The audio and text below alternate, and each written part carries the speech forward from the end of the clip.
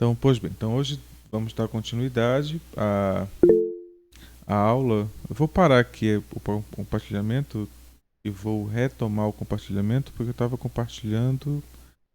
é,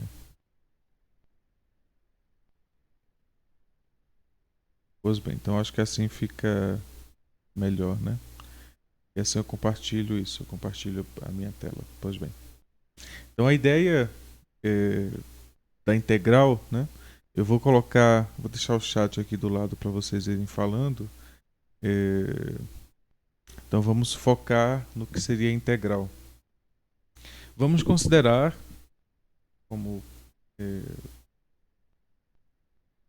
como base uma função que seja definida no intervalo fechado AB, uma função real, eh, e a princípio, sem nenhuma perda, vamos considerar que essa função seja contínua.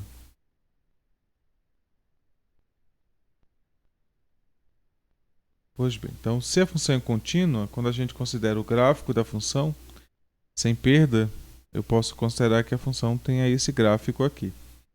E então considero aqui a B e teríamos aí o problema de encontrar a área da região achurada, né?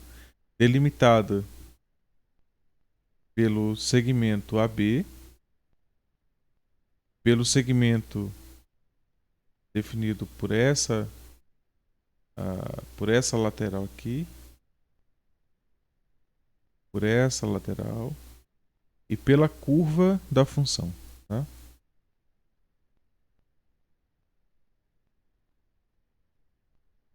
Então observa que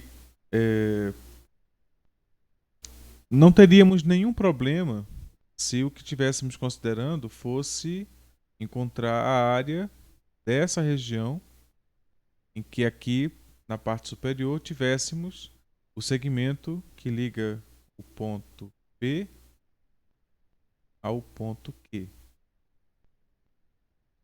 Isso é um trapézio, né? Não teríamos nenhuma dificuldade de calcular essa área. E aí, para estimar o que vamos querer fazer, é, consideramos que a função é contínua, então o gráfico dela tem essa eu desenhei de laranja, né? Deveria ter desfeito laranja. Eu vou desenhar de azul por cima aqui.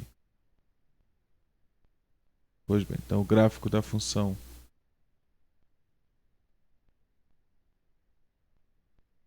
O gráfico de f. Eu vou desenhar assim, f de x. É o gráfico em azul. E eu quero encontrar a área achurada, que é essa área dessa região, delimitada superiormente pelo gráfico da função e nas laterais pelos segmentos PA, PB e pelo segmento AB, né? Então, ou seja, essa é a área que eu quero calcular. Se fosse um trapézio, né, de lados AB, PB, QB, PQ, se fosse esse trapézio, saberíamos calcular a área, é uma região regular, simples, né, de calcular. Então, já daí entendemos que se a função for uma função linear, a área dessa função é facilmente calculada, né? Então, eu posso já fazer isso aqui do lado. Se você estiver considerando uma função definida no intervalo AB, que seja uma função constante, por exemplo, então aqui é constante, tá? Então, que seja uma função constante, a área que você está querendo calcular é uma área simples de calcular, né? Então seria o comprimento desse segmento AB multiplicado pela altura, né, que é dado pela imagem. Você considera um ponto qualquer aqui x, considera a imagem desse ponto, você vai ter f de x, como a função é constante, vai dar exatamente h. Então a área aqui vai ser d vezes h, né? A área é d vezes h. Se a função é constante, é fácil de calcular a área e não tem nenhum problema implícito, né? Então agora vamos pensar que a função é não constante. Então a função é contínua e não é constante. Então ela teria aí a característica dessa função em azul. A princípio, podemos tentar resolver o problema fazendo o seguinte: eu vou reduzir o problema a vários problemas menores. Então eu vou tentar resolver o problema tentando encontrar não a área da região inteira, mas áreas menores. Então eu considero aqui x1, x2, x3. Então eu considero intervalos, subintervalos encaixados, né, que estão. Que a união naturalmente vai dar o intervalo AB. Na verdade, intervalos em sequência, né, sequenciados, que a união vai dar o intervalo AB. E de tal modo que o problema agora de encontrar a área passa a ser o problema de encontrar as áreas, né? Então eu quero encontrar cada uma dessas áreas aqui.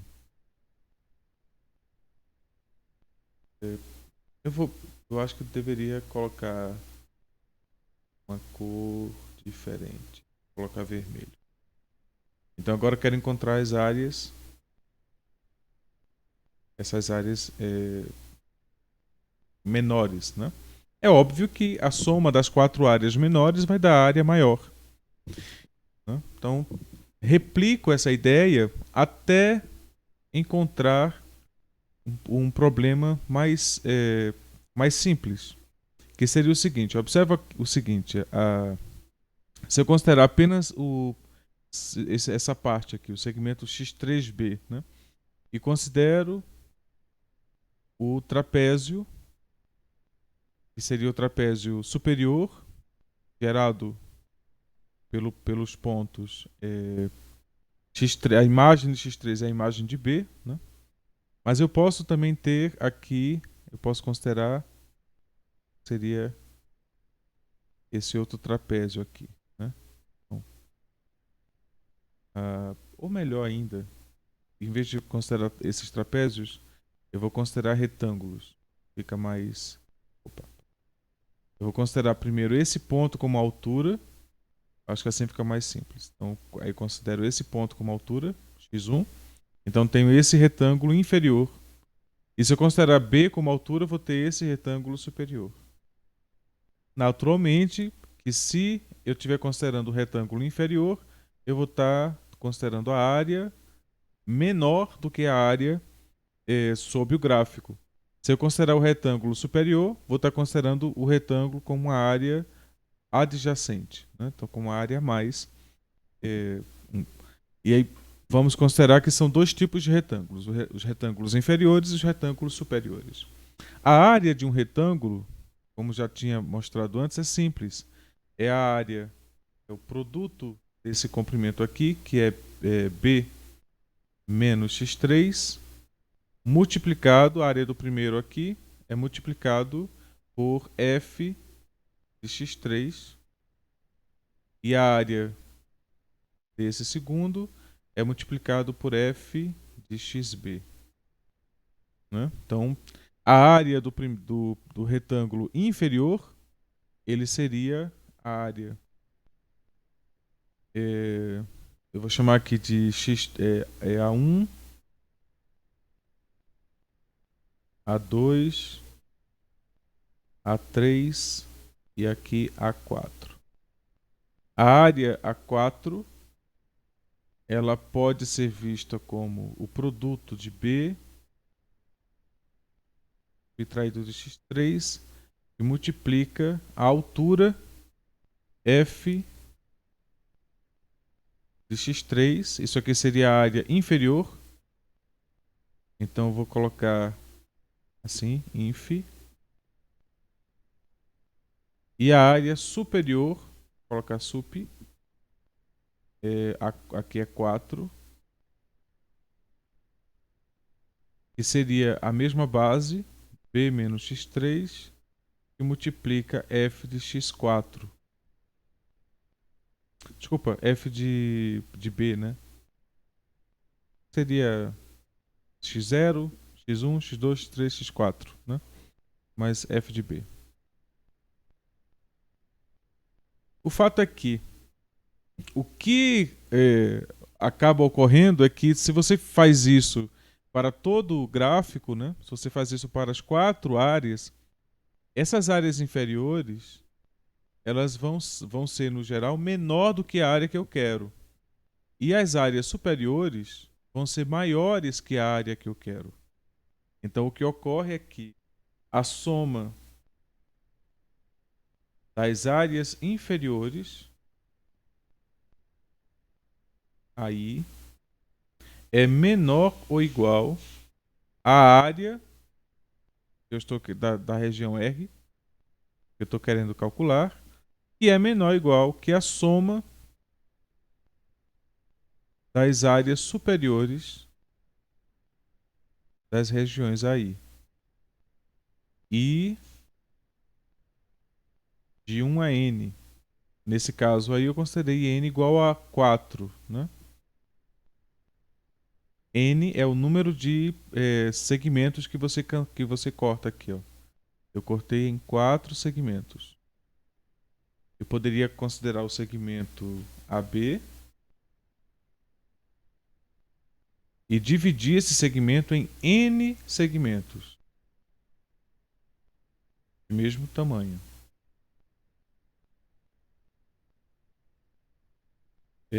Tá.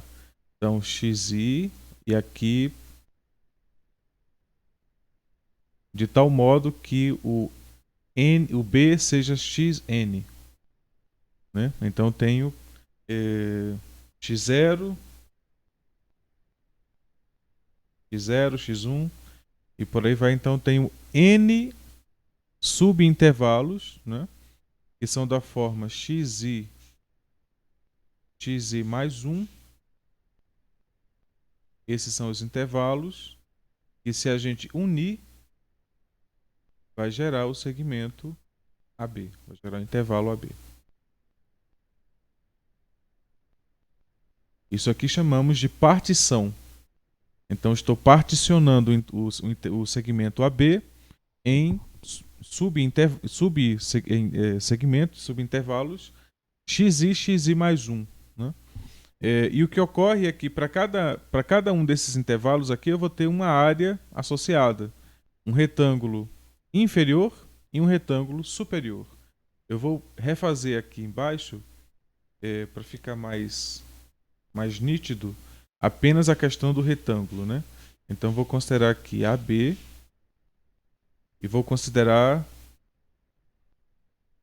uma partição e considero aqui em cima o gráfico.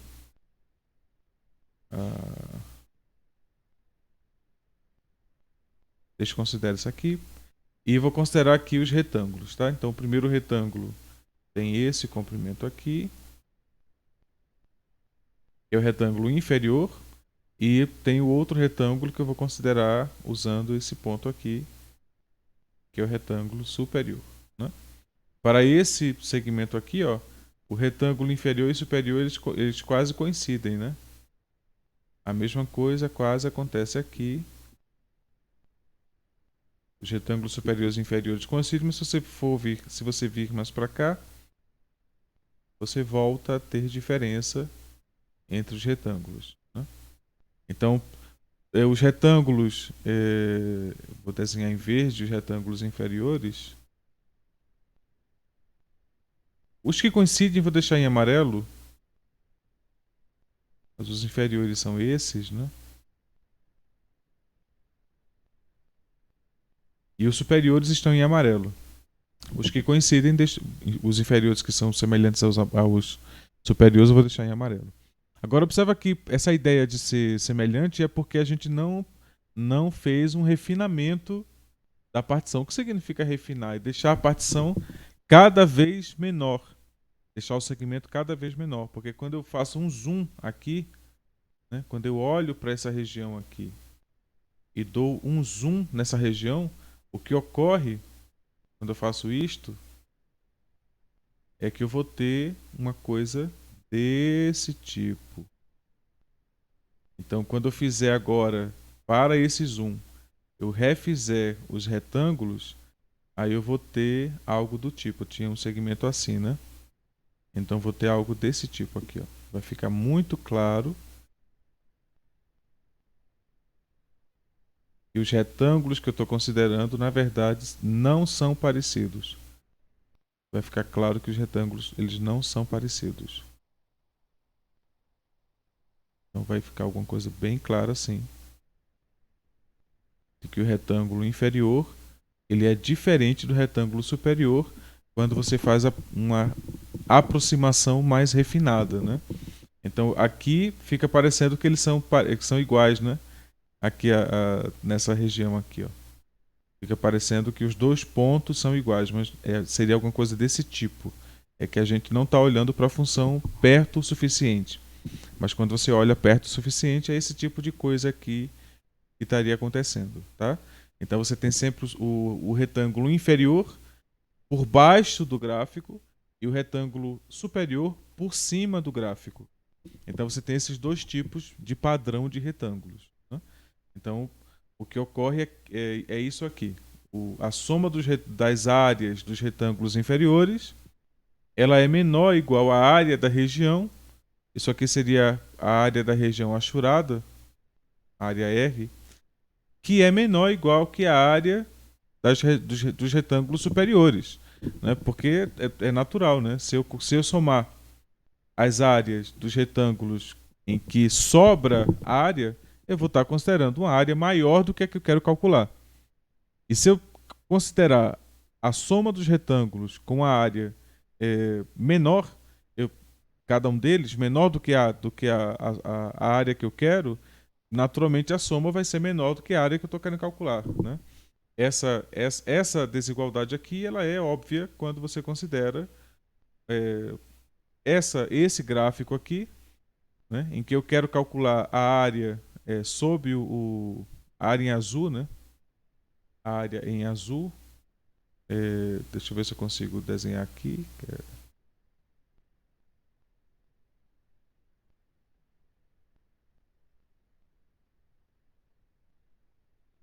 Eu quero calcular a área em azul e o que ocorre é que eu vou precisar para isso, para calcular essa área em azul, que é essa área aqui.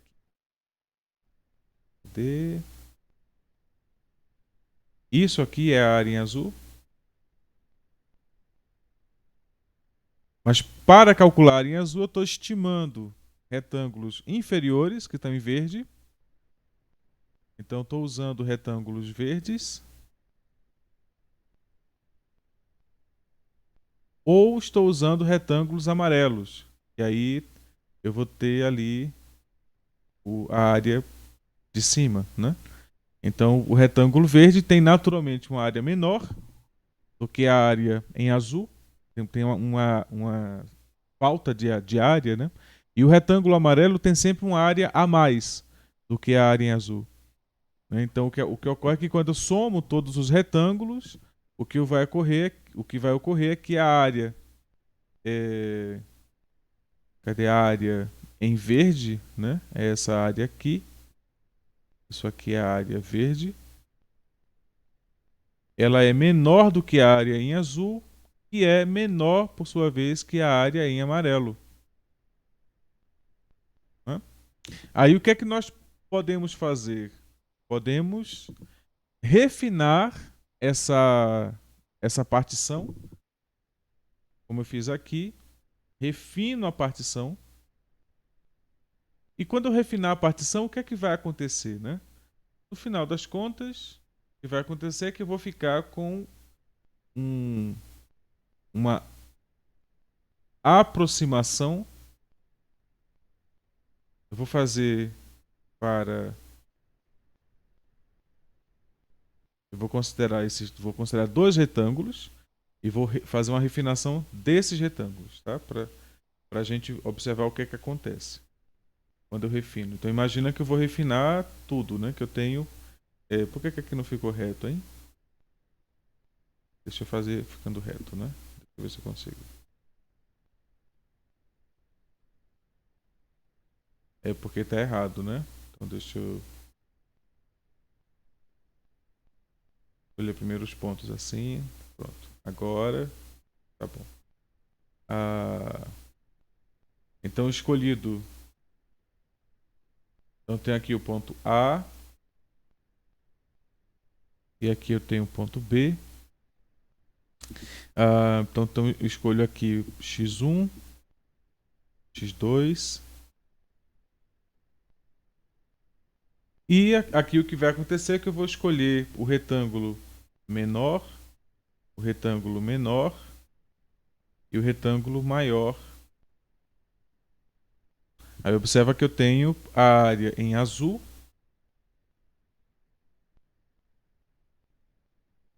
Eu tenho a área em amarelo. E eu tenho a área em verde. A área em verde é a área inferior do retângulo menor. A área em amarelo é a área que sobra, né, do retângulo maior.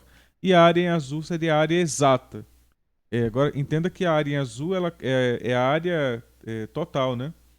É a área dessa região aqui até aqui embaixo, tá? Seria, quando eu falo área em azul, é toda essa área aqui. Cadê? Deixa eu desenhar assim. A área em azul é toda essa área aqui, tá? Aí, se você observar, o que é que falta para complementar a área do retângulo menor, o que é que falta para complementar a área em azul? É essa partezinha aqui, né? Se você pinta a área, o retângulo verde aqui, né? Deixa eu desenhar ele de verde para entendermos que o retângulo aqui embaixo é verde. Se você desenha o retângulo verde, aí você vai ver que o que falta para calcular a área em azul é essa partezinha aqui, né? Falta isso aqui para calcular a área em azul. E no caso do retângulo maior, falta isso aqui. Sobra isso aqui, né? Aí o que é que eu faço? Eu vou e faço uma partição, um refinamento. Então eu divido aqui em duas áreas menores. Então eu vou ter aqui, ó, um retângulo menor e vou ter outro retângulo menor aqui. Com isso, eu vou estar desenhando retângulos menores. Olha o que é que eu fiz.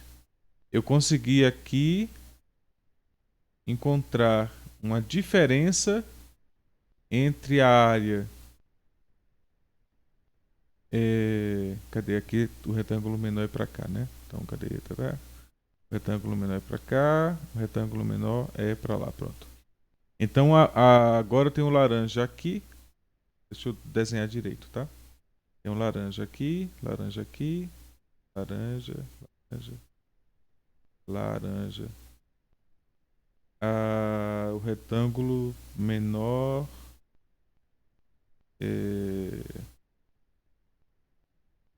deixa eu corrigir. Aqui é laranja, mas melhor que é azul. É o que falta, o laranja está em cima. Aqui é verde. Aqui é verde. E o que falta está aqui em cima. E aqui é verde. E o que falta está aqui em cima. Então observa que quando eu refinei, eu ocupei essas regiões aqui que não estavam sendo ocupadas, né, com área. E então, ao diminuir a base do retângulo, quando eu estou olhando lá para cima, a diferença entre os retângulos inferiores e superiores, a área agora é bem menor. Olha aqui o que eu joguei fora de área amarela. Eu joguei uma quantidade muito grande de área fora só por ter usado, em vez de um retângulo, 3 retângulos. Então agora imagina o que acontece quando eu faço esse segmento aqui ser dividido em uma quantidade muito pequena de retângulos. O que ocorre é esse tipo de efeito aqui tendendo ao infinitésimo. Então, o que ocorre é que eu vou ter essa aproximação de área tendendo a, a aproximar, quase que precisamente. Né? Então, o que ocorre é que se eu tomo o limite aqui de n indo para infinito, e se eu tomo o limite aqui de n indo para infinito, essa desigualdade aqui se torna uma igualdade e essa desigualdade se torna uma igualdade. Então, as áreas inferiores coincidem com as áreas superiores e então, pelo teorema do confronto, se os limites, se as funções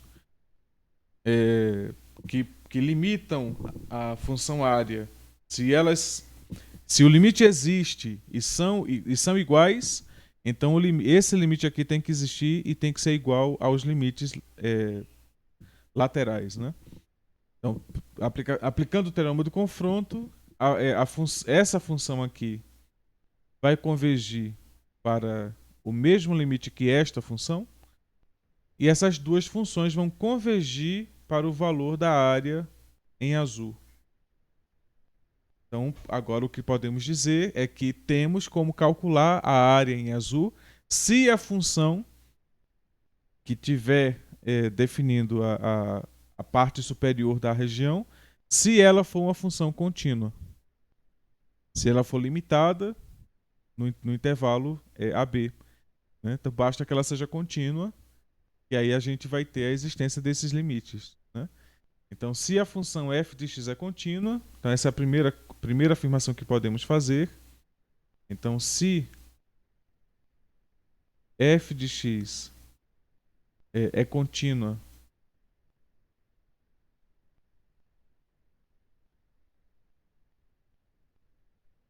em AB, no intervalo AB, então é possível calcular a área. Então, significa que o limite da soma das áreas inferiores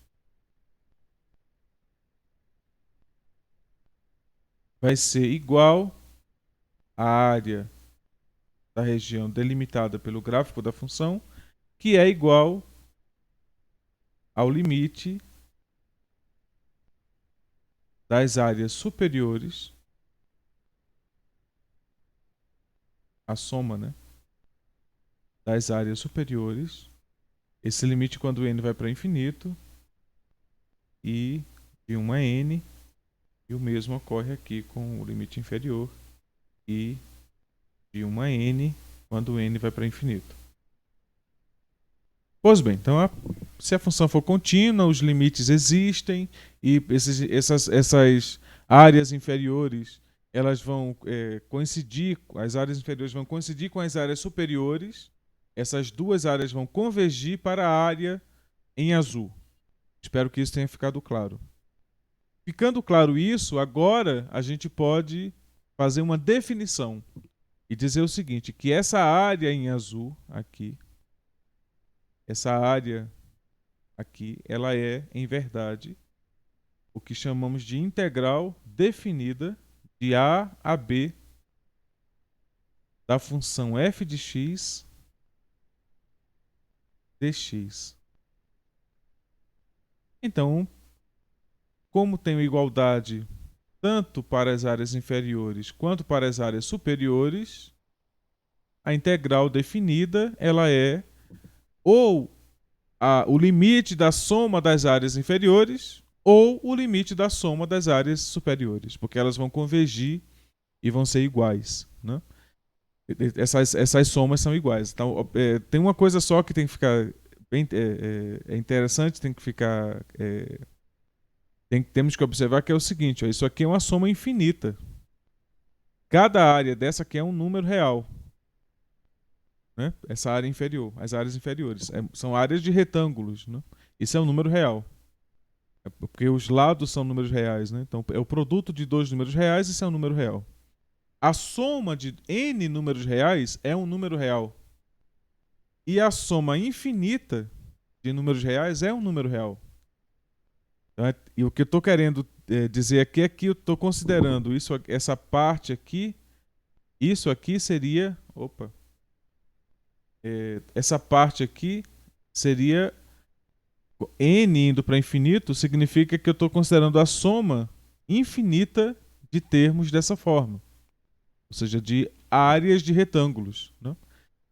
Então, o que acaba ocorrendo no final das contas é que na convergência você estaria considerando a princípio uma função, vou colocar ela um pouco mais baixa aqui, você estaria considerando a princípio intervalos com certa espacidade e depois você vai considerar aqui x0, x1, depois você vai considerar n indo para infinito, né? Então o que ocorre é que esse retângulo aqui,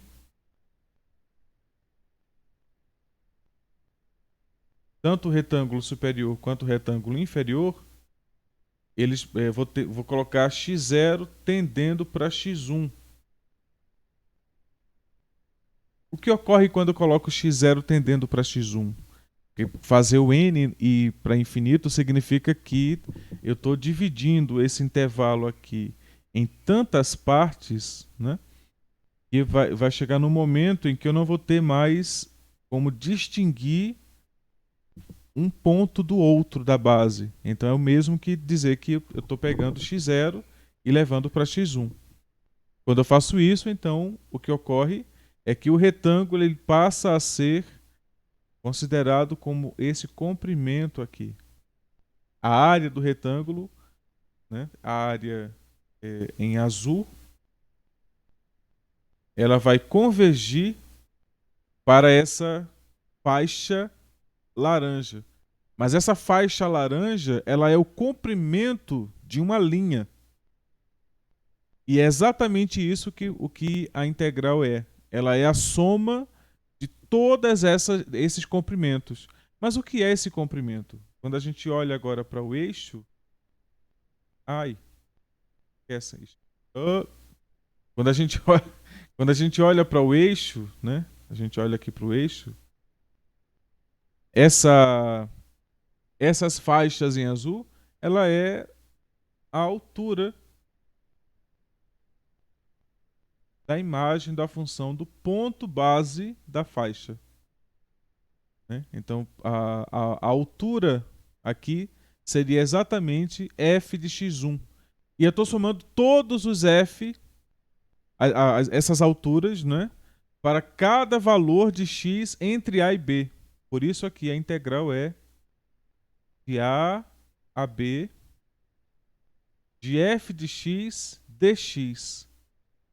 E aí, por que o dx, né? O dx ele seria ele representaria isso aqui, ó. Quando você considera um intervalo x0, x1 e considera agora um delta, né, variando aqui, um refinamento do intervalo, então você consideraria aqui delta x1 seria essa primeira parte aqui. Aqui eu vou colocar j. Então você teria aqui o delta x1, essa primeira parte aqui, né, que seria a variação, isso aqui seria o x1, e a variação é x1 menos x0. Isso aqui é o delta x1. Mas agora suponha que você está fazendo com que o x1 fique muito próximo de x0. Então delta x1 tende a zero. Melhor, tende a zero. Delta x1 tende a zero. Significa que a variação passa a ser infinitesimal. O que significa isto? Significa que a diferença entre x1 e x0 pode ser confinada por um epsilon.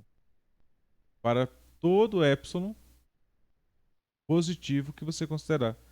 Para qualquer epsilon que você considerar, x1 menos x0 vai ser menor do que epsilon. Então isso significa que x1 está confinado na vizinhança de x0 e o mesmo ocorre para x0 confinado na vizinhança de x1. Então isso significa que a variação da variável é infinitesimal. Então aí eu troco o delta x1, xj, por dx, indicando que eu estou fazendo esse tipo de escolha aqui. Eu estou fazendo uma variação infinitesimal na variável. Aí podemos voltar para esses limites e entender como é que a gente constrói a área da região achurada em azul em função de f, usando f, né? Então vamos partir para isso agora. Então vamos lá, considerando uma função contínua, o gráfico dessa função contínua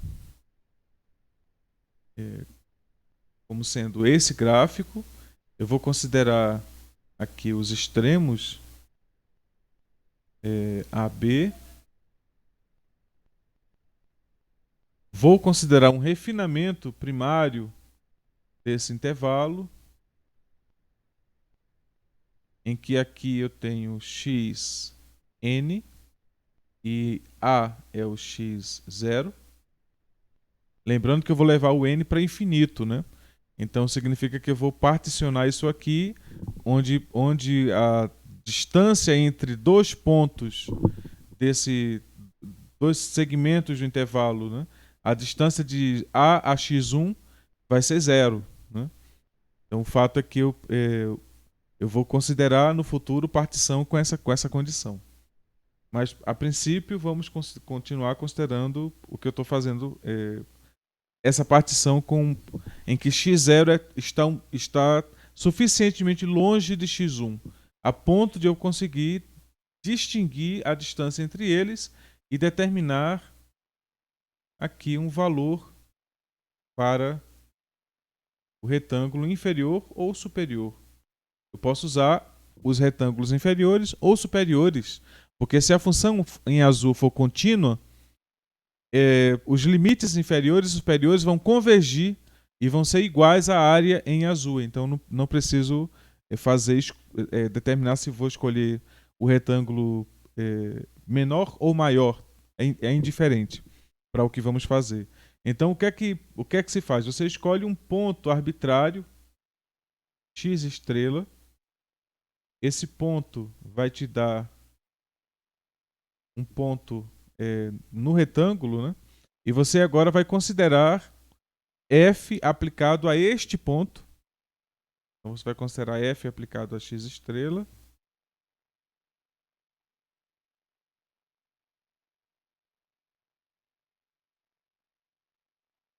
Observa que quando eu aplico f a x estrela, eu estou considerando uma região que é intermediária entre as regiões determinadas pelos retângulos inferiores e superiores, né?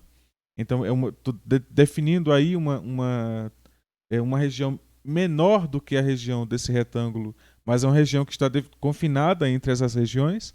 Então, é um valor que pode ser facilmente determinado.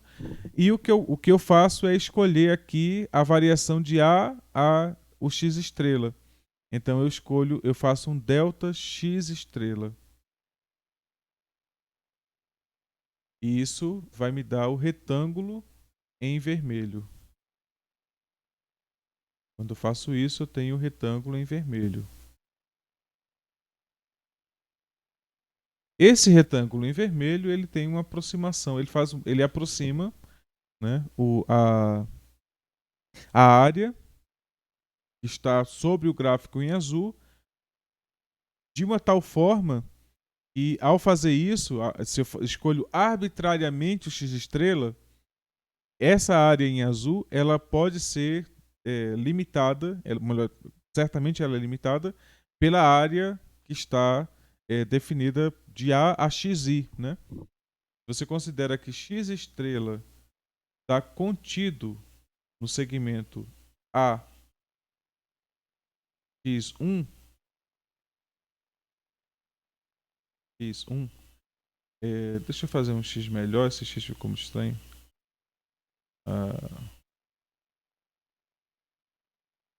Então, se você considerar que x estrela é um valor arbitrário definido entre A e x1, então a área definida por f x estrela, e multiplica ΔX estrela, a área dessa região aqui é limitada pela área do segmento é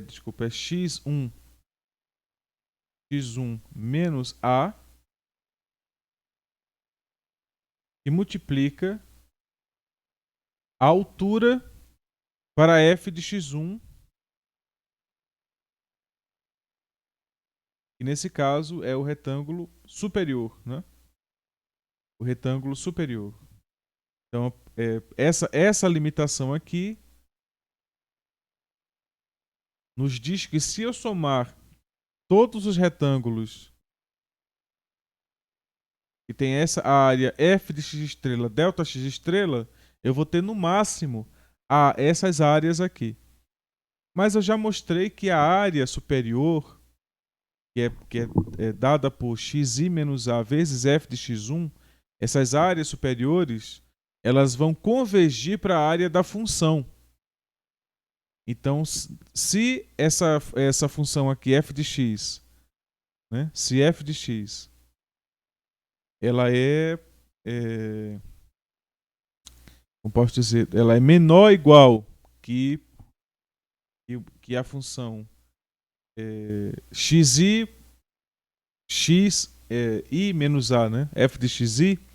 Então, no máximo, essa soma vai ser igual àquela soma, né? Então, o que acontece é que a gente vai dizer, então, nesse caso aqui, a gente vai poder escrever a soma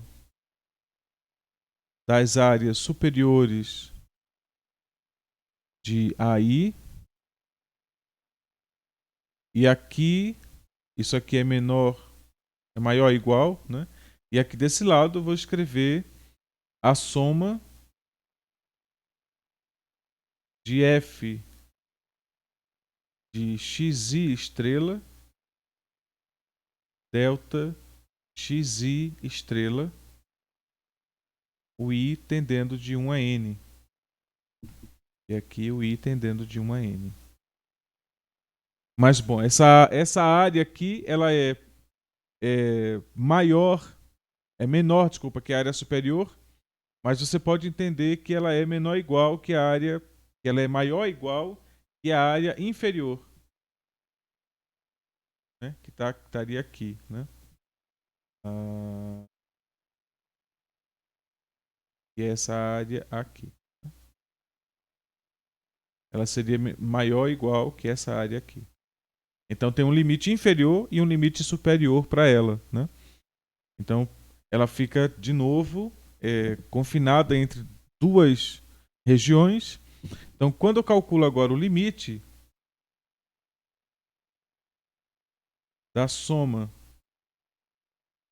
de f de xi estrela delta xi estrela, quando o i vai para infinito, i de 1 a n, quando o n vai para infinito, isso aqui vai ser a área achurada, isso é a área da região achurada, que é igual ao limite da soma das áreas superiores, quando o i vai de 1 a n, com n indo para infinito.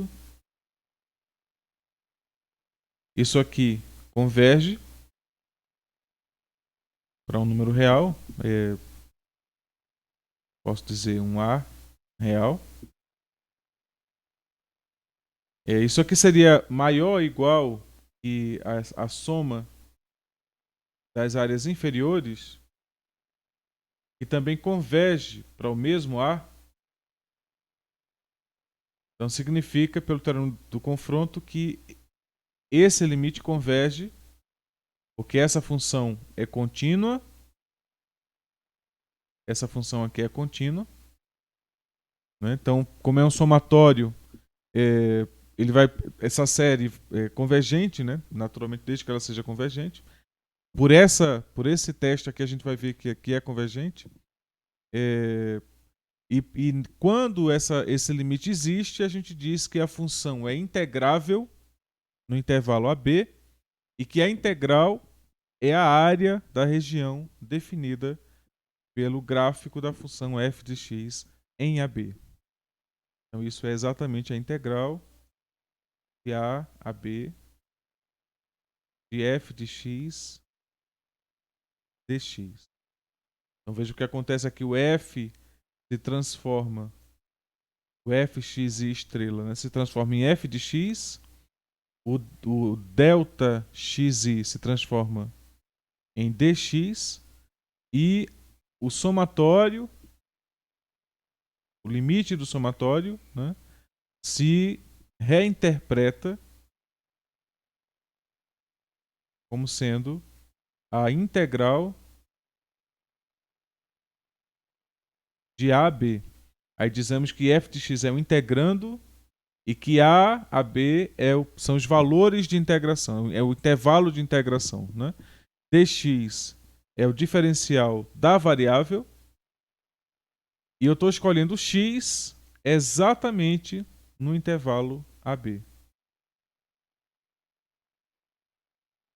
Isso seria o argumento de definição da integral definida. Definida porque eu estou dizendo onde eu estou integrando, né? Então, aí, essa aqui é uma maneira de definir a integral como um processo de construção da área, né? Ou seja, dado um problema de área, nós conseguimos resolver calculando uma soma dessas áreas, fazendo o refinamento do segmento que define onde a função está definida, né? A B. Há várias discussões analíticas que devem ser feitas, né? No sentido de entender por que é que essa série converge, essa soma converge. Pois bem, tudo isso faz parte de uma análise mais refinada sobre a convergência de séries que nós vamos ver à frente. Mas, a princípio, podemos dizer o seguinte: se nós conseguimos encontrar a integral da função, é porque a função é integrável e logo conseguimos determinar a área. O que podemos, como eu disse aqui acima, né? Se a função for contínua, acima, cadê? Eu disse em algum lugar aqui.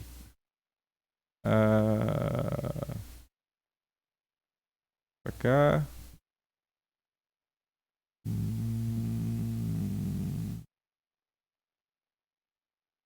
Eu perdi.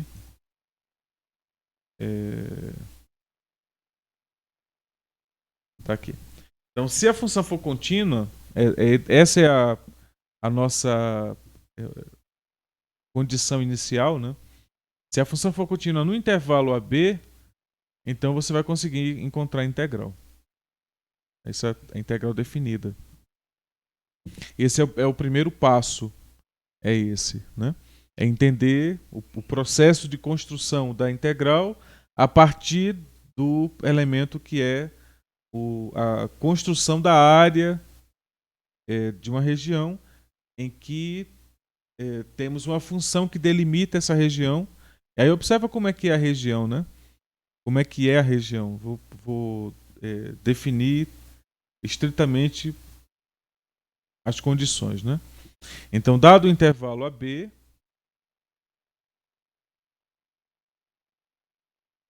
eu quero uma função contínua definida no intervalo AB. Como é o seu gráfico? Eu sei como é o gráfico de uma função contínua no intervalo AB. Se eu pegar o ponto f de A e f de B, então aqui vai ter o ponto P, aqui vai ter o ponto Q. O gráfico da função vai ter que ser uma linha que liga P a Q. Então é uma linha qualquer que liga P a Q. Ou seja, existe uma maneira de ligar P a Q e essa maneira é o que seria o gráfico de uma função contínua, né? Vamos decidir que a área que calculamos vai ser dada pelo segmento PA pelo segmento AB, pelo segmento PB e pelo gráfico da função. Então é a área que eu quero calcular, seria a área, vou colocar rosa, a área fofa. Essa área rosa é a área que estamos definindo como sendo a integral, aí agora fica bonitinho aqui dentro. A integral de A a B de f de x dx. É essa área rosa que a gente chama da integral de A a B de f de x dx, em que f de x é uma função, f de x é uma função contínua definida em AB real, e todo ponto que está aqui é um ponto da forma x f de x. Para x no intervalo AB e f de x naturalmente nesse intervalo aqui, né?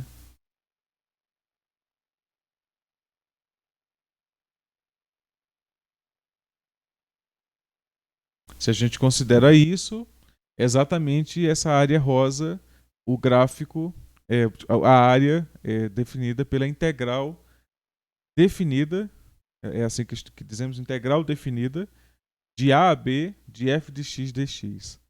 Essa seria a primeira forma de entender o processo de integração, e talvez seja a forma mais natural, historicamente falando, porque o processo de integração ele veio pela tentativa de encontrar a área de regiões, né? Aí observa que essa região é uma região muito específica, porque apenas um dos lados é não linear da região, né? Uma das faces da região é não linear, todas as outras são lineares, as faces em amarelo, né? Todas as faces em amarelo são lineares. A única face que é não linear é a face que é o gráfico da função. Então, como já disse antes, você pode expandir essa concepção de área e pode entender o seguinte: se eu pegar uma região, vou pegar aqui uma região mais geral, essa região aqui. Pronto. Se eu considero essa região e quero encontrar a área rosa dessa região,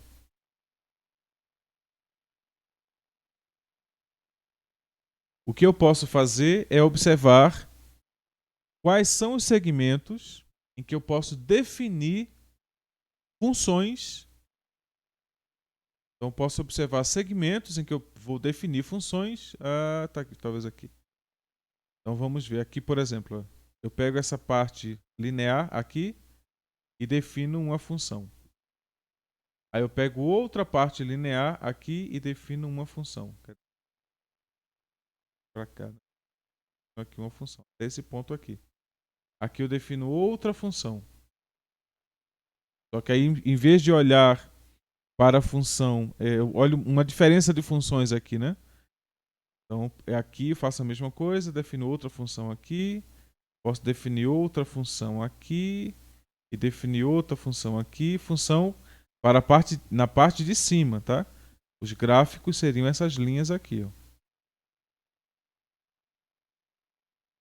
Tô olhando assim. E como é que eu faço para a parte de baixo?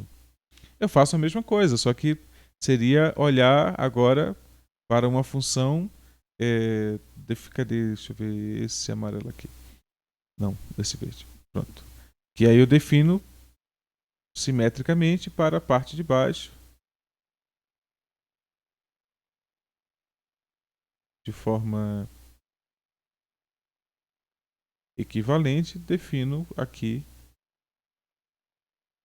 E observa que as funções são, inclusive, funções simples, né? São funções lineares, todas elas. Opa. Né? Então aqui eu teria a diferença de funções, mas daqui a pouco eu vou mostrar como calcular a área desse tipo de função aqui. Eu entendo que aqui o que acontece é que eu tinha escrito só aqui a parte de cima, né? e agora eu escrevi essa parte de baixo aqui, você define aqui, já que existem esses dois gráficos, você define a função, essa primeira função aqui, e depois define essa segunda função, e veja que tem um retângulo, né? A primeira função é a área de um retângulo. A segunda função é a área de um triângulo. Como é que eu calculo a área em rosa? Eu subtraio a área do triângulo do retângulo pela área do triângulo. E aí eu vou ter a área rosa, né? Então é fácil calcular. Então é exatamente isso que fazemos para uma região mais geral, mais genérica, né? Então você pega uma região desse tipo e sai dividindo e define as funções em partes, de tal modo que o gráfico, a parte superior, seja o gráfico de uma função, e nas laterais eu vou ter as laterais, ó, eu vou ter funções lineares. E aqui na parte de cima é que eu teria possivelmente uma função que não é linear. Vamos ver uma outra região que não seja assim tão simples.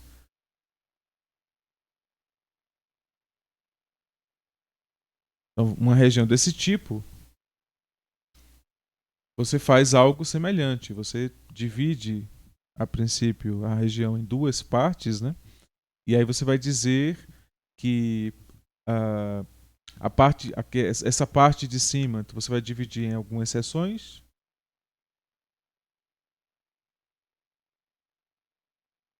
Aqui você vai ter que ter um certo cuidado nessa parte que é vertical, né? Vai ter que ter um certo cuidado aqui para determinar o quanto é que isso aqui de fato é vertical. Porque se for vertical, você corta exatamente nela. Você determina exatamente aqui onde for vertical, e onde não for vertical, você assume como sendo uma parte de uma função, tá? Mas aí vamos nos focar nessa parte mais central aqui. Então, definiria aqui uma parte da função, que pode vir até para cá, né? Aí depois definiria outra função aqui, depois definiria outra função aqui, e veja que todas elas são funções bem simples, né? São funções relativamente simples. E é natural que as áreas estão definidas, né? Então você tem aqui as áreas delimitadas por essas tais funções.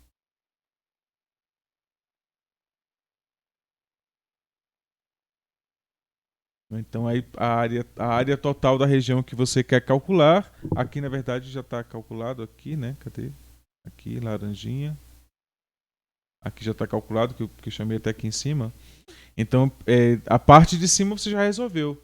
Como é que resolve a parte de baixo? Você faz de forma equivalente. Você define a função, porque se o gráfico da função está todo acima do eixo y, do eixo x, é porque o y é positivo. Se a função está abaixo do eixo x, é porque o y é negativo. Então basta considerar isso, né? Basta considerar que na verdade, você tem, em vez de f de x sempre positiva, você tem f de x sempre negativa. E feito isso, você estaria calculando ali a área de forma equivalente, né? Então, fica claro que é possível calcular a área de regiões mais genéricas, né? Mas, a princípio, o que vamos fazer é calcular a área das funções definidas por gráficos, como gráfico de funções elementares, e aplicar isso a partir da estrutura das integrais, né? Então, eu acho que podemos passar para a parte 2 da aula, que é a parte em que eu mostro que vocês já sabem calcular integrais. Integrais indefinidas. Temos as integrais definidas, que são áreas, integrais definidas em intervalos, e temos integrais indefinidas, que são integrais em que você simplesmente calcula, seria uma função que chamamos de primitiva,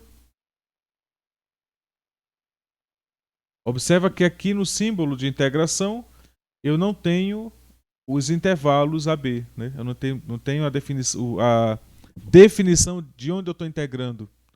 Não tenho o lugar de integração AB. Eu estou simplesmente fazendo a integração da função f. Quando eu faço a integração da função f, o que eu faço? Eu procuro uma função f grande de tal modo que a derivada em x de f grande seja igual a f pequeno. Esse é o processo de integração. Então vamos fazer alguns.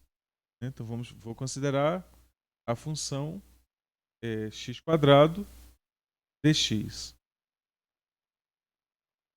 E vou fazer uma afirmação. Essa integral, ela é a integral dela é x ao cubo sobre 3 mais uma constante c. Foi essa afirmação que eu fiz. Agora eu volto e digo o seguinte, olha, a integral de f de x dx é igual a f grande de x mais c se a derivada de f de x grande foi igual a f pequeno. Então vamos derivar essa função aqui e verificar que o que encontramos é exatamente x². Então vamos lá. A derivada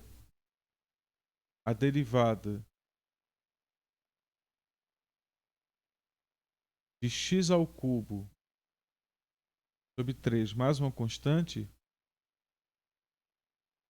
isso é igual a x ao cubo, a derivada de x ao cubo é 3x², quocientado pelo 3, né, que é uma constante. Cancela o 3 com o 3.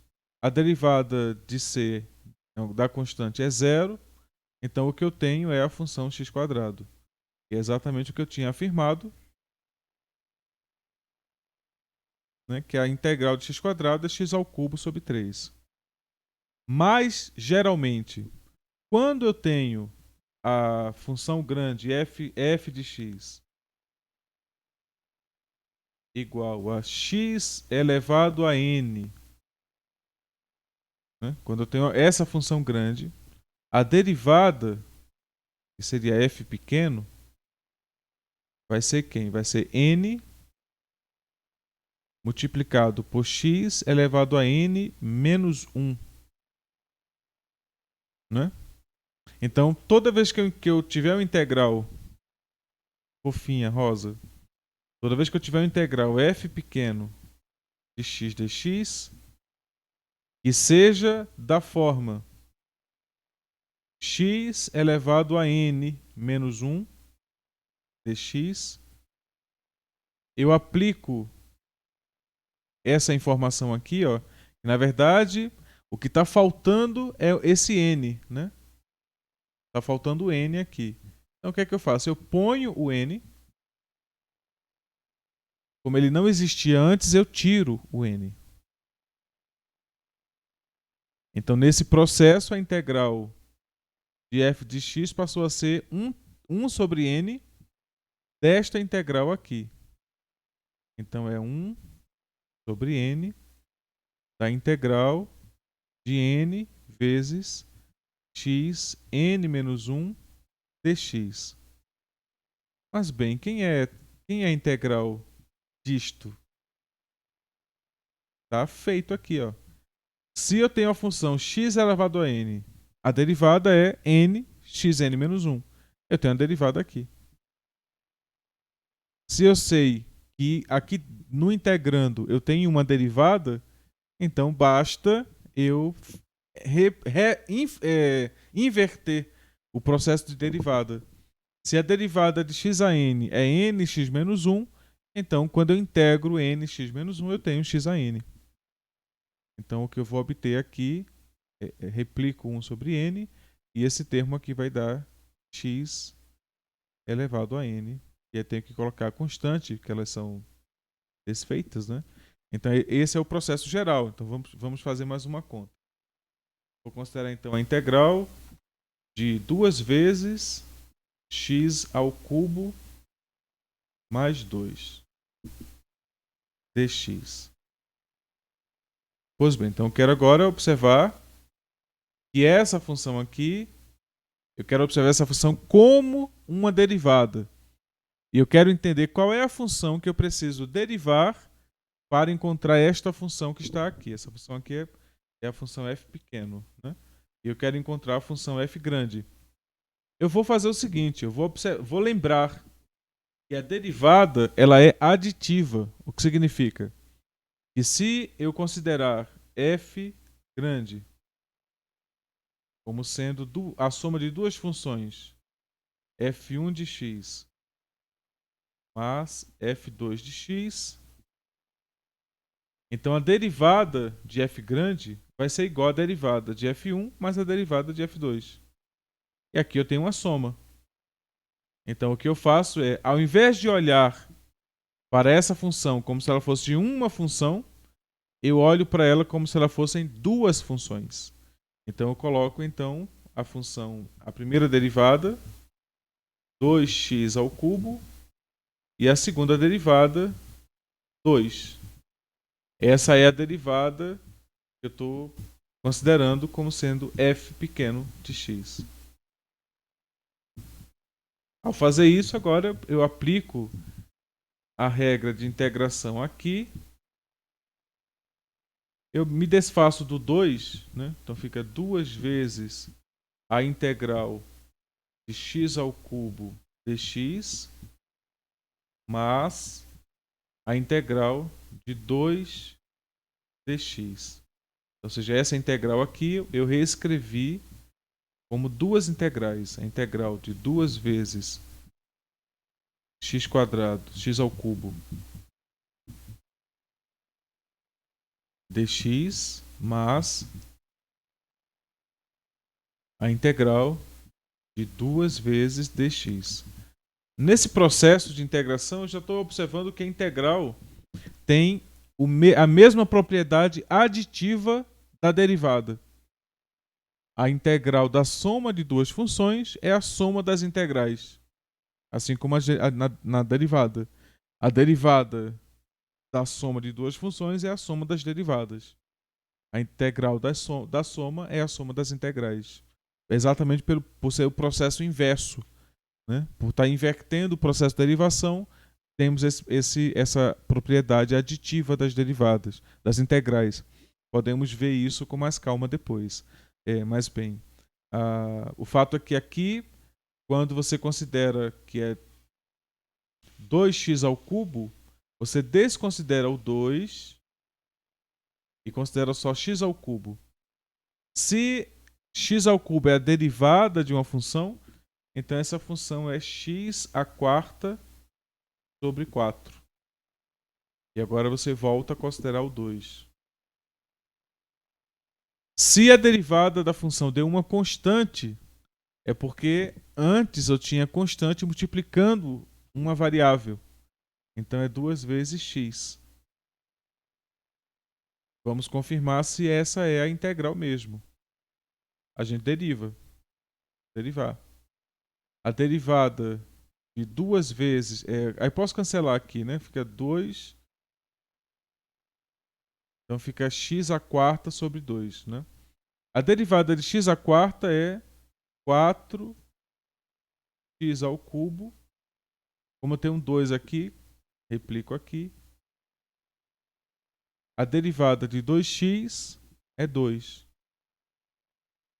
Então cancelo aqui, então fica o 2. 2 vezes x ao cubo mais 2. Exatamente o que eu já tinha aqui, ó. 2 vezes x ao cubo mais 2. Ficou confuso? Então vamos fazer de novo a rosinha, né? Que fica sempre mais fácil. Então considera assim, 2x quadrado mais 2 dx. Eu quero encontrar qual é a função que, se eu derivar, vai dar 2x quadrado mais 2.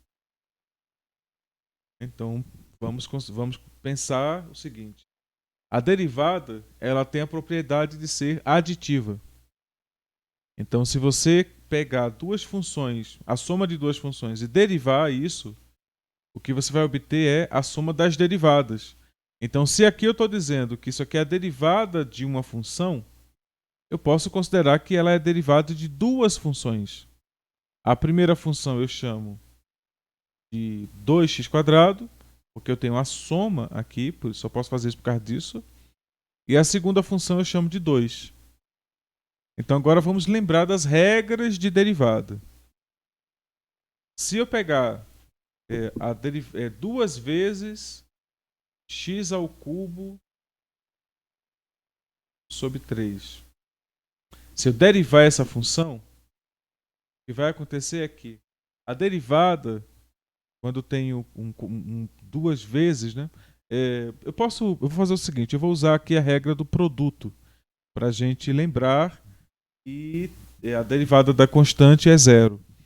Então, por isso que a gente não considera quando eu tenho uma constante multiplicando uma função.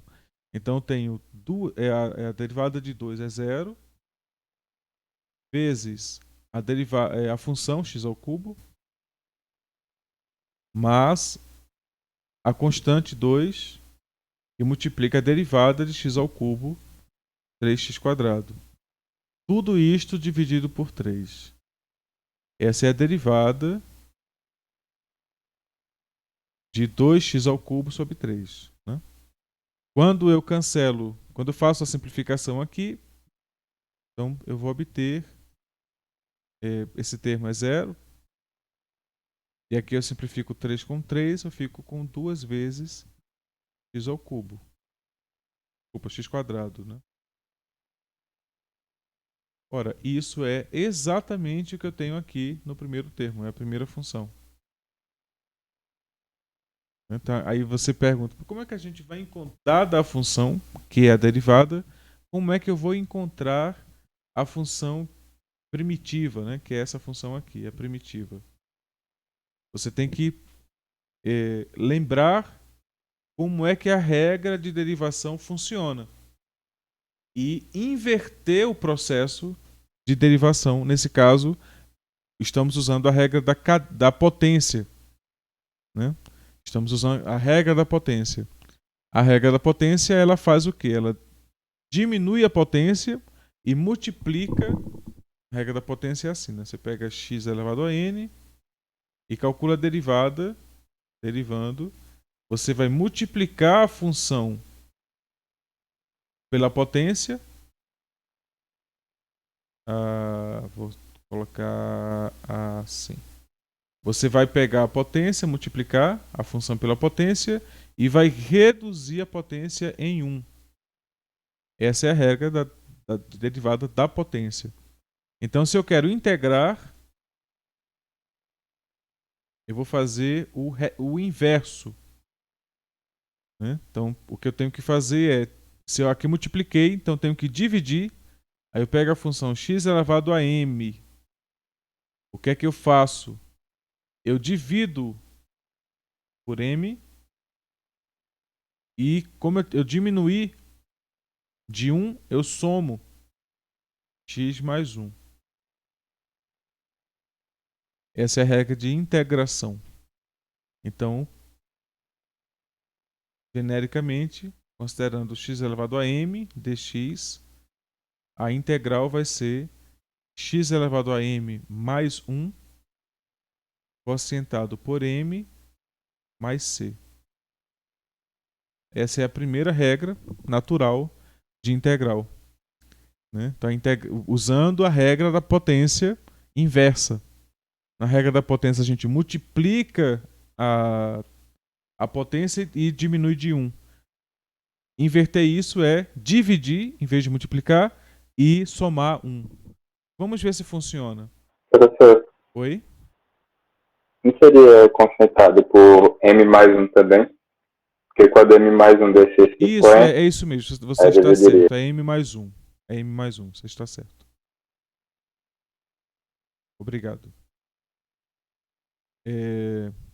A gente ia acabar verificando que estava errado, né? Mas vamos lá. Então, quando eu derivo aqui, eu tenho que encontrar essa função aqui, né? Então, vamos lá. A derivada, eu posso reescrever essa função,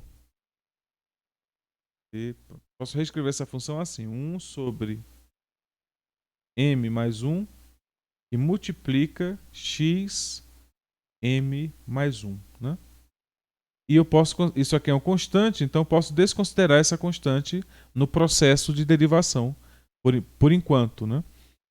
E me concentro nesse termo, calculando a derivada desse termo. O que eu vou obter eu vou replicar a constante aqui, 1 sobre m mais 1.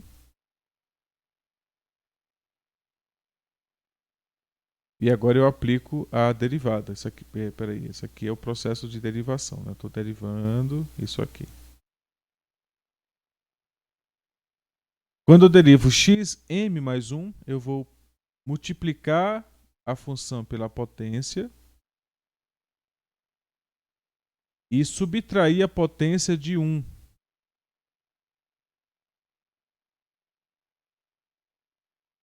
Quando eu fizer isso, aqui eu vou obter m e m mais 1 vai cancelar com m mais 1. O que eu vou ter aqui como resultado é x elevado a m. Né? Então é exatamente o que eu tenho aqui. Né? A integral de x elevado a m é x elevado a m mais 1 sobre m mais 1 mais c. Né? Então, essa seria a primeira regra de integração indefinida, né? que temos. E vemos que ela surge naturalmente quando a gente analisa o processo de derivação. Né? E é basicamente isso que vamos fazer. Revisar os processos de derivação para obter, a partir desses processos, regras de integração. Então, essa é a primeira regra que a gente vê quando deriva, e agora a gente verifica que essa é a primeira regra que a gente vê quando integra. Tem umas derivadas, umas integrais que são bem naturais, né? Eu vou já adiantar elas, são muito naturais. Que é o seguinte: considere funções cuja derivada seja óbvia. Uma dessas funções é a exponencial. A derivada da exponencial é a própria exponencial. Por consequência, a integral da exponencial é a própria exponencial acrescido de uma constante. Porque se eu tivesse uma constante, eu teria perdido a constante na derivada. Né? Uma outra derivada natural, melhor, integral natural, é a integral das funções trigonométricas seno e cosseno. Né? Então, se você considera que a função f é a função seno,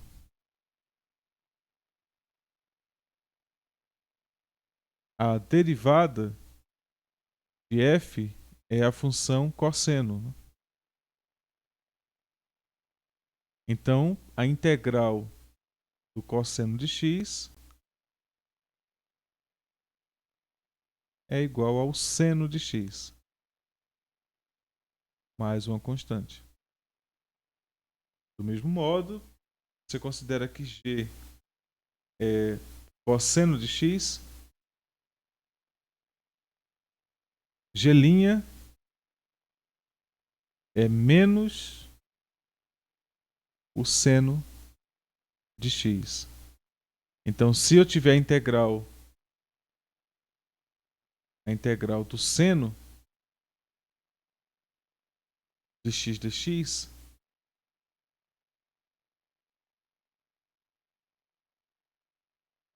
se eu tiver a integral do seno, veja que o que falta aqui é o menos, né? Então eu coloco o menos, fica menos seno, e tiro o menos. Então agora eu tenho menos o cosseno de x, mais c. Não podemos esquecer da constante. A constante para a integração ela é primordial. Vamos ver quando a gente estiver encontrando soluções de modelos, né? Você vai ver que a constante na integração ela é primordial porque ela te dá a condição inicial, né? Ela te diz, essa constante determina que condição inicial o seu problema está satisfazendo. Então a constante ela é primordial para o processo de integração, até porque o que você está querendo entregar é uma integral do processo de derivação. E no processo de derivação, todas as constantes são eliminadas. Então você tem que recuperar essa constante de alguma maneira, né? Então isso tem que ficar bem claro. Pois bem, eu vou concluir por aqui a exposição. Espero que tenha ficado claro. Então agora me volto às suas dúvidas. Podem começar.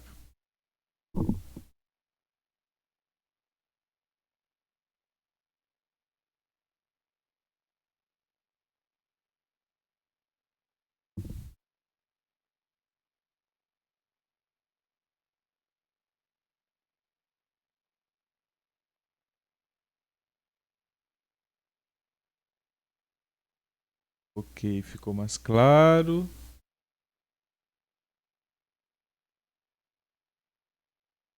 Ok. Foi de boas, né, Ana? Muito bom.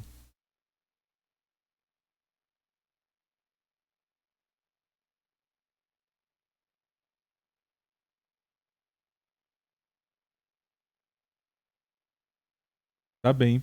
Então já podem procurar o livro lá, já tem vários exercícios no livro, não me esperem. Ok, Davi, eu dei Max, né, Davi? Ok, muito bom. Tá bem, Gesiane.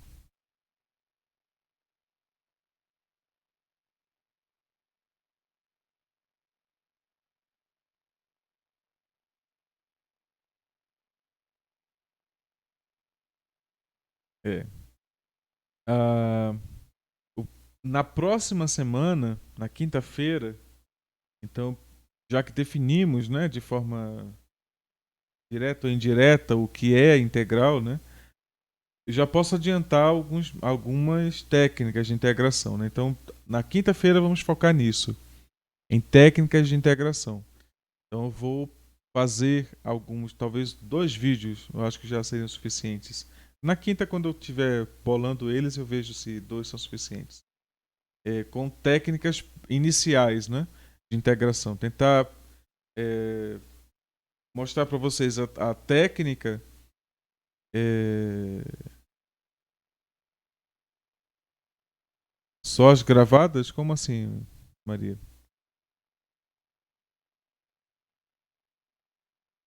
Não, não, não, não. A gente teremos as aulas presenciais, as aulas síncronas sempre, tá? E além disso, eu vou postar vídeos eh, com essas técnicas de integração. É porque tem uma parte técnica do curso que eu não queria ficar tendo que fazer aqui nos nossos encontros, né? Porque eu gosto mais de quando a gente está conversando aqui em grupo, eu gosto mais de apresentar as coisas gerais, assim, de fazer exposições mais gerais, explicando coisas mais conceituais, né? Eu acho isso mais interessante do que ficar fazendo exemplos é, de contas, né, que vocês podem fazer sozinhos, né? Ou eu posso fazer sozinho e gravar e mostrar para vocês, né? Para vocês irem treinando, né? Treinando, mas tendo um referencial, né? Eu não quero deixar vocês soltos aí tentando fazer as contas e sem uma direção. Então o que eu vou fazer é, já que nas aulas, veja, se nós fôssemos fazer, veja como a coisa seria. Se nós fôssemos fazer nas aulas todas as técnicas de integração, passaríamos facilmente um mês fazendo isso, né? Então seria muito tempo perdido de discussão, né? Então eu prefiro fazer é, eu prefiro que vocês vejam todas as técnicas. E também teria outra parte que seria eu não ver todas as técnicas, eu não mostrar todas as técnicas. Mas eu prefiro que vocês vejam todas as técnicas. E para isso eu vou fazer esses vídeos à parte. E nas aulas a gente discute. Na próxima semana a gente já pode fazer isso. A questão da teoria, né? As consequências da definição de integral. Né? Que recai, por exemplo, no teorema fundamental do cálculo. Né? É o teorema que fundamenta o cálculo 1. Né? Então é necessário esse cálculo, esse teorema ele é central na teoria do cálculo, né? E usa integral e derivada. Na verdade, ele fala sobre integral, derivada e continuidade. Um único teorema tem essa força, né? E depois, como uma segunda versão dele, nós temos um resultado que é tácito sobre o processo de integração. Diz exatamente o que fazer quando você tem a primitiva da função que você quer integrar. Quando a integral definida, se você tiver a primitiva, você tem tudo. Você calcula a área facilmente. Né? Então é exatamente esse o processo. Né? Hoje eu defini o que é a área, a integral definida como consequência da área de uma forma elaborativa, né? Mas a gente não calculou área nenhuma. A gente definitivamente não calculou área nenhuma porque a gente não especificou uma função para calcular a área e tal. Mas a partir do processo da exibição desses teoremas, a gente vai poder fazer isso. E é exatamente o que eu quero. Quero que a gente, nas discussões, possa fazer essas coisas. E esses vídeos que seriam anexos, né? Eles vão trazer aí esse amparo.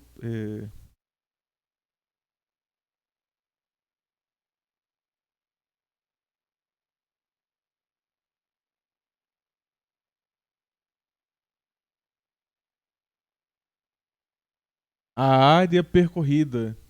É,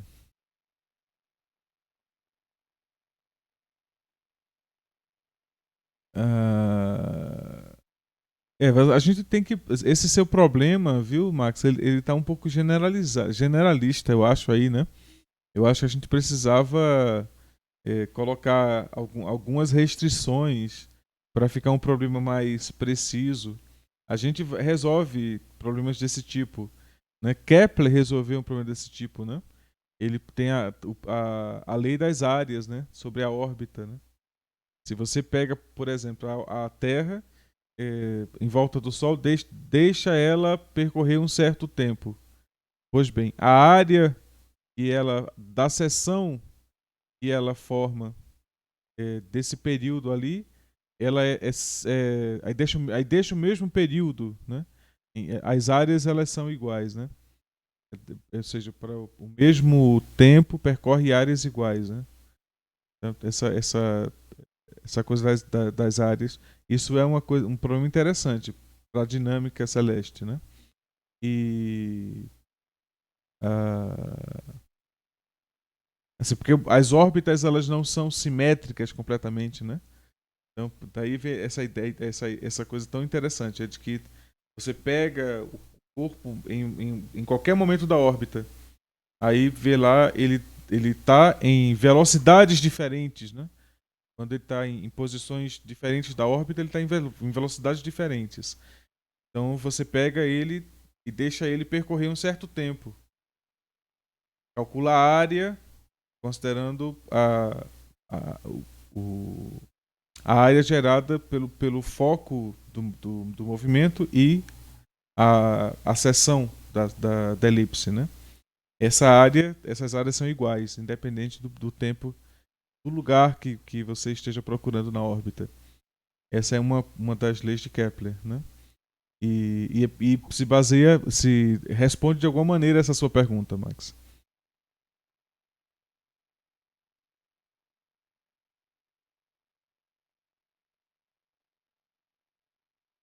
Ah, veja, Maria, a questão do tempo, né? Como essa quarta dimensão, ela é uma coisa da física. é, quando considerada a o espaço em que os eventos ocorrem, né? Então você considera o espaço, posição e tempo, né? Mas aqui a gente não está considerando equações que modelam coisas espaciais ainda, né? Há um certo cenário em que você considera o tempo como um parâmetro e as posições como um outro parâmetro, né? Então, por exemplo, esse espaço de discussão seria o espaço das EDOs, em que você considera as EDOs não autônomas, que as funções, os campos vetoriais dependem do tempo, e nesse caso especificamente nós temos aí as posições e o tempo como variáveis. Então fica bem implícito ali a isso, né? Mas aqui no caso das integrais, não. A integral ela é porque a derivada é na própria variável x, né? É integral de uma variável. Nós não temos mais de uma variável, né?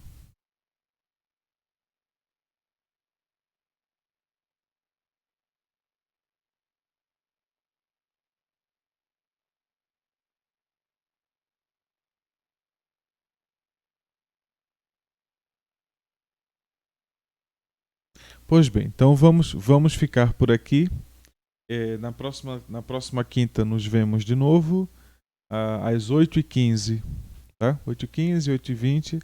Eu vou ter dado uma aula antes e vou tentar concluir a aula por volta das 8. Então vou precisar de um pequeno intervalo entre uma aula e outra. Mas aí, no máximo, 8h20 estamos começando, tá bom? Na quinta-feira.